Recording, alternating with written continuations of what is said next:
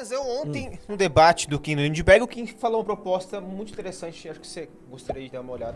Bora. Agora, o Lindbergh, pra ver se de fato você quer enfrentar banco, de fato você quer enfrentar privilégio. Porque o que eu disse pra você, e eu repito, é o seguinte: não adianta aumentar imposto no banco se eles têm oligopólio, se eles têm o controle do mercado. Eles vão passar tudo pro lombo do trabalhador, como sempre passaram. Então vamos dissolver o Itaú e separar em 3, 4 bancos diferentes? Transformar o Itaú em 3, 4 bancos diferentes? Isso? Volta 20 segundos. Vocês estão ouvindo da boca do mais liberal dos nossos quadros, Kim Kataguiri. Veja o que Fonão falou.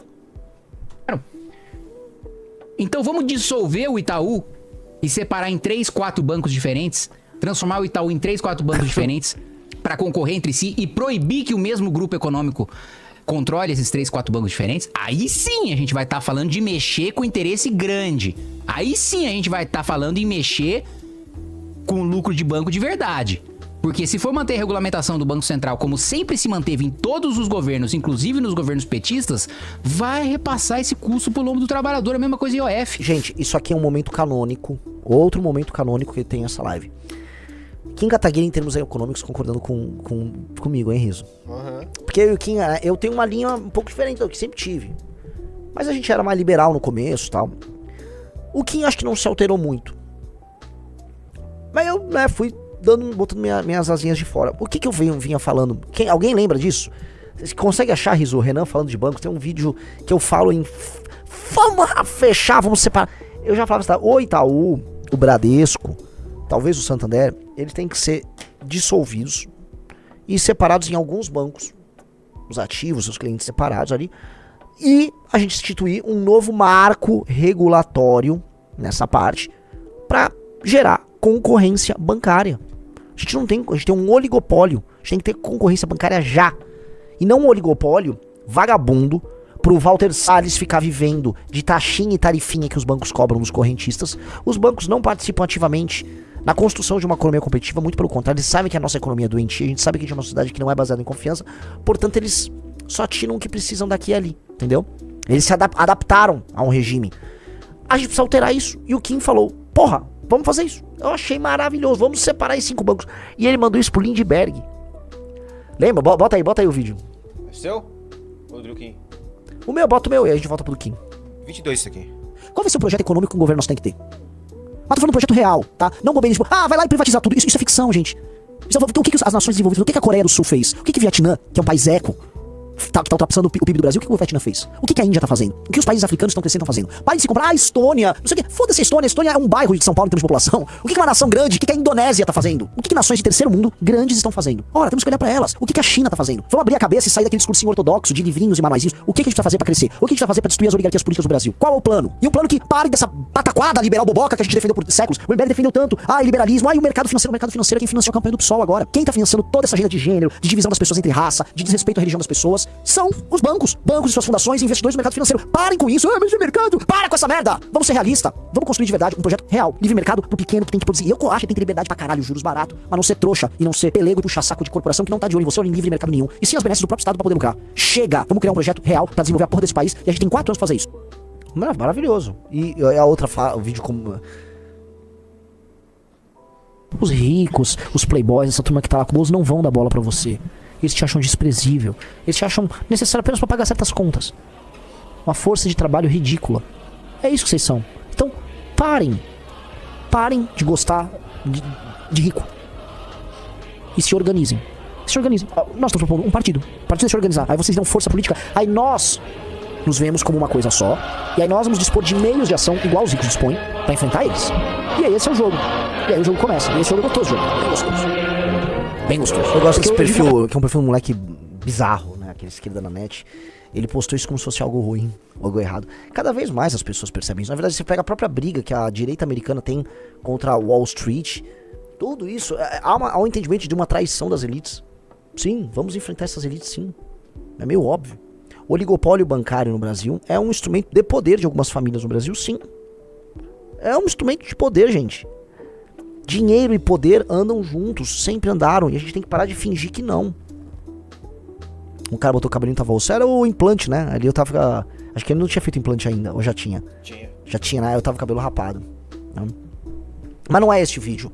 O vídeo é um vídeo que eu tô com o Ricardo, com uns negócios no fundo. Tentem achar esse vídeo aí, galera. Que é o vídeo que fala. Mas assim, sim, nós temos que dissolver o oligopólio bancário brasileiro.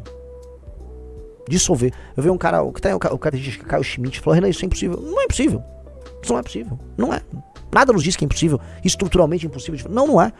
Ah, mas eles não vão deixar. Cara, a gente vai ter que fazer, cara. O crime organizado também não vai deixar você tentar, né, eliminá-lo. Mas nós precisamos fazer. Olha aí. Esse aqui? É.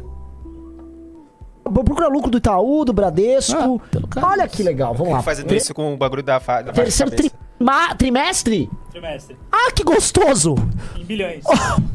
Isso aqui. 34% de lucro, com a economia caindo aos Agora, eu pedaços. vou falar uma coisa, eu fui voto vencido aqui, talvez acho que até você foi contra. Numa discussão sobre plano de governo de alguém. Eu falei que você tem que dissolver os bancos no sentido de... você tem que dividir o Bradesco em 5 outros bancos. Foi isso que você Sacou? E você tem que... Caramba!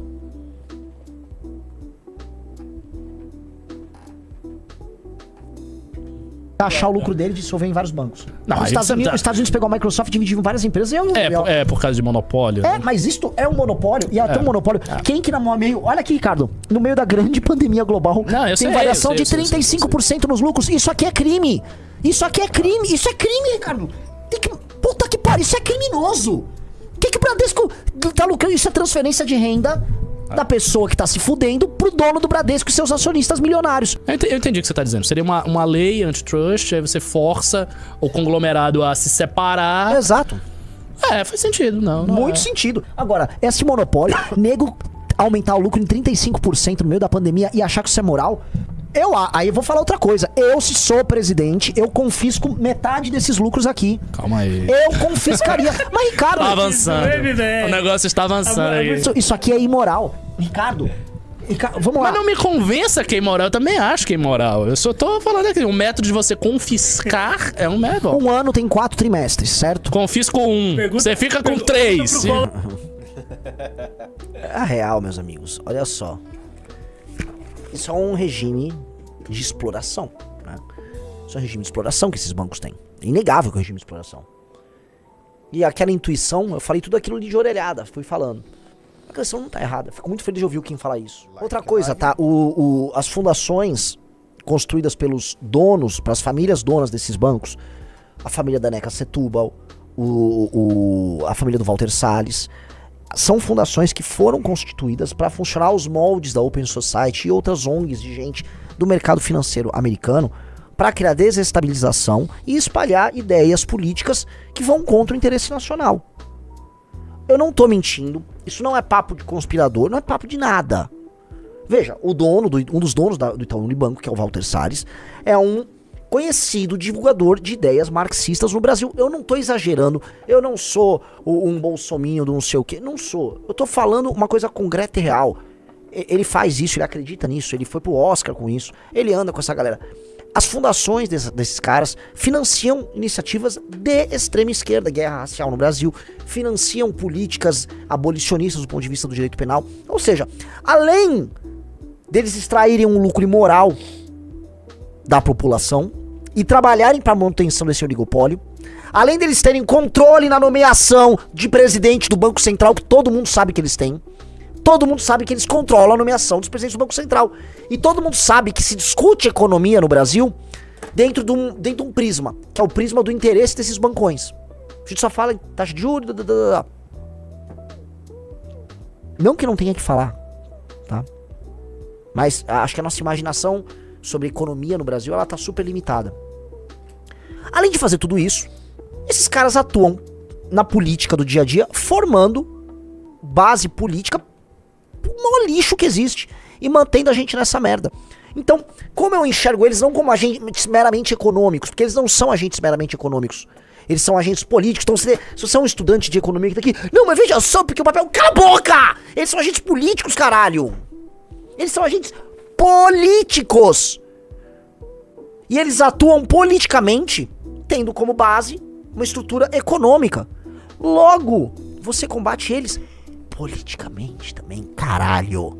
Essa separação que o direitista bobo, porque o direitista é um grande... Falou em homem com dinheiro no bolso, o direitista baixa a calcinha. O direitista fica louco. Ai, olha só.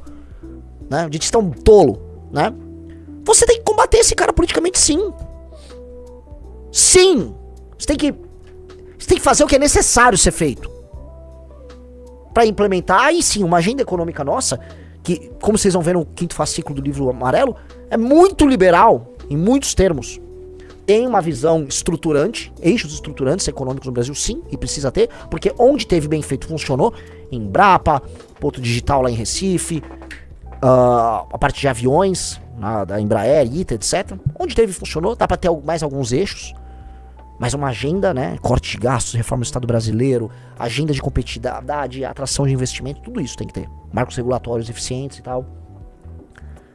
Só que não pense que esses bancões não são inimigos disso. E não pense que todo o resto da influência deles não tá viva. Volto a colocar a agenda, essa agenda pró-crime organizado. Você vai olhar, vai ter dinheiro que veio de uma dessas fundações também.